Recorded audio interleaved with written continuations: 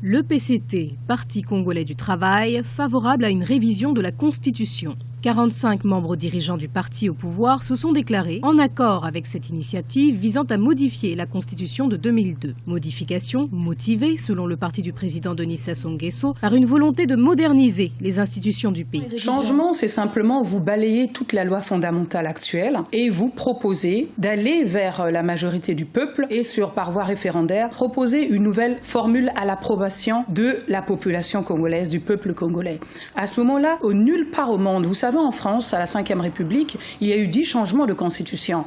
On ne peut pas aujourd'hui dire que dans certains pays, on puisse changer entièrement toute la Constitution. Maintenant, ceux qui sont pour le non-changement de cette Constitution, ceux qui ont peur de ce changement de Constitution, vous disent, si nous changeons entièrement cette loi fondamentale, cela pourrait donner la possibilité à Denis Sassou Nguesso d'être candidat. Il a le droit, c'est dans ses prérogatives, de soumettre à l'approbation du peuple congolais qui souverainement devra se prononcer. Pour ma part, cette Constitution gagnerait à être modernisée. L'opposition, pour sa part, affirme que cette révision de la Constitution a pour unique objectif de créer les conditions d'une nouvelle candidature de l'actuel président au scrutin prévu en 2016. Marcel Guitokoulou, président du Congrès du peuple congolais, évoque même un risque de déstabilisation de l'équilibre politico-social établi depuis quelques années. La conséquence du changement constitutionnel aujourd'hui, c'est de fragiliser une paix que nous avons tous bâtie avec fierté et avec douleur. Ça menace la paix parce que les citoyens ne sont pas prêts aujourd'hui à accepter que le président de la République, par un tour de passe-passe,